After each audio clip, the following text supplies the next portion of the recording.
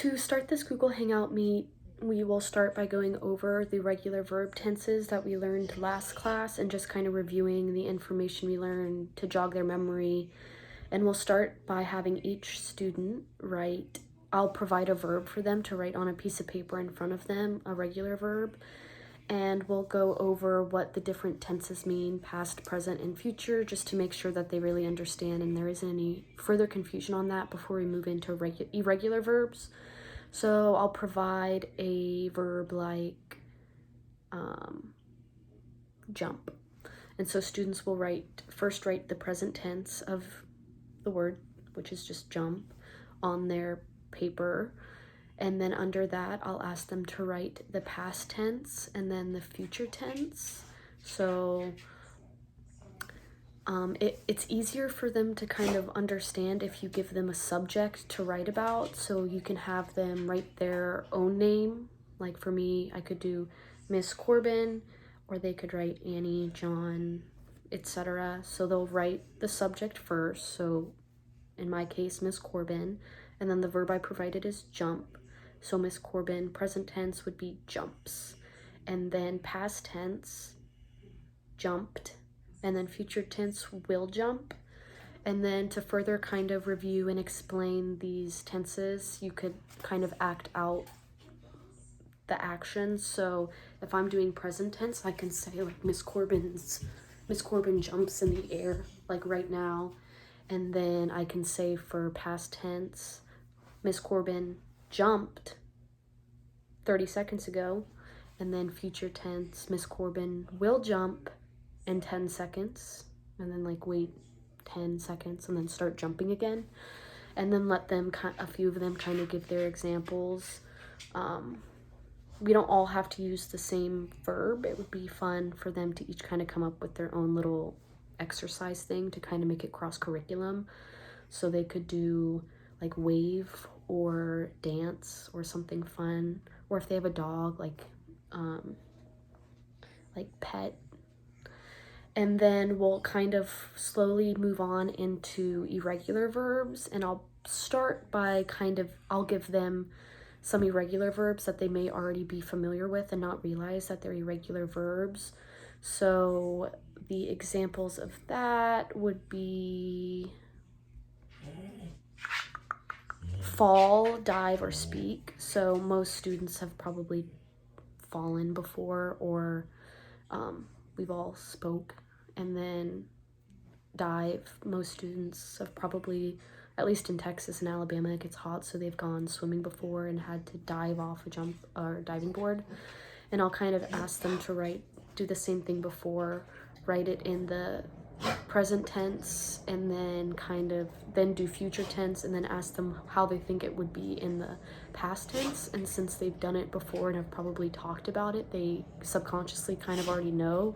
And then I'll talk about how it's different than regular verbs because it doesn't follow the same ed ending in the past tense, and that'll introduce irregular verbs, how they don't follow the same guidelines as regular verbs, and there's not really a formula into figuring out how to write the past tense.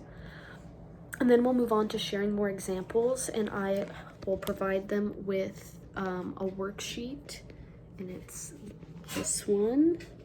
It's those oddballs, irregular verb tense, and there's 3 tenses provided: the past tense, present tense, and future tense, as well as a section for them to use it in one form in a sentence, but they'll use the sentence for the past tense.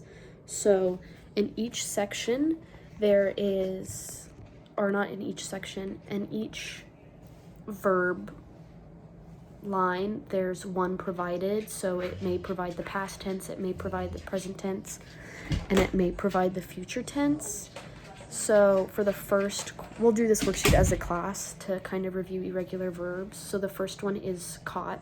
The past tense is provided, and it says yesterday I caught, and then present tense it's empty and future tense it's empty, so we'll go on to present tense. So if caught what? A ball.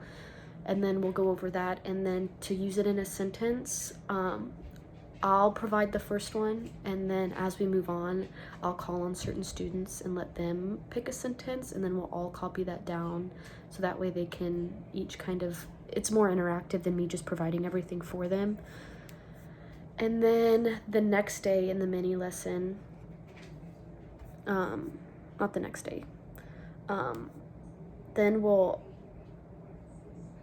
after the worksheet, we can kind of go over any more misconceptions or confusion they may have, and we'll move on to the supervised practice, and I'll email the parents.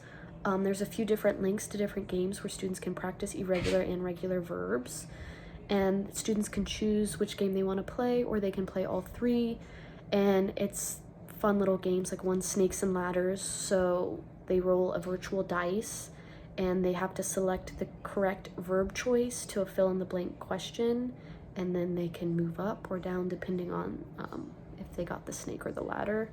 The next one's a memory match game focusing on irregular verbs, so it's like a bunch of flipped over cards, and then they click on the ones to match them, and it has the present tense, and then the other one would be a past tense of an irregular verb.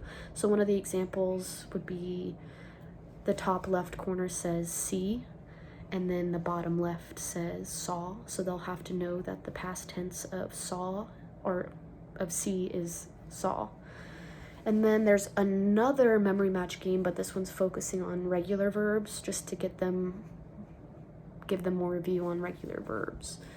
And then to reflect on their learning, they'll practice this individually at home after the Google Hangout meet is over. And I thought it would be fun for students to kind of work on this in pairs, because it gives them an opportunity to talk to their peers while in quarantine, and they can FaceTime, and it kind of gives the parents a little bit of time to relax while their kids are talking to one another. So I'll provide them a whole list of regular and irregular verbs, and they'll have to choose 3 regular and 3 irregulars and write a short little paragraph explaining some fun things that they're doing in quarantine or want to do using these verbs. And then they can talk with their friends. Some can be like playing certain games and describing that. And then when they finish writing their paragraph, they'll highlight the regular verbs in one highlighted color, and then the irregular verbs in another, to kind of differentiate between the two, so they can really see the difference between the two. And then the next class, that can be our introduction and review, to kind of give them some more review by hearing each student's sentences. And then I'll ask them to come up to also have a little sticky note or a note card of a few irregular verbs that they found or used during the time we were away from each other in quarantine. So it doesn't have to be any more than 3, but it's just more practice for them to realize that they probably have been using a lot of irregular verbs in their speaking and writing with their parents. And then it also gives other students the opportunity to kind of get some exposure to some irregular verbs they may not have known. And then that is that. And then the next class will go over the paragraphs where they can kind of share with one another, and then also the short little lists, so that they can get more exposure to irregular verbs.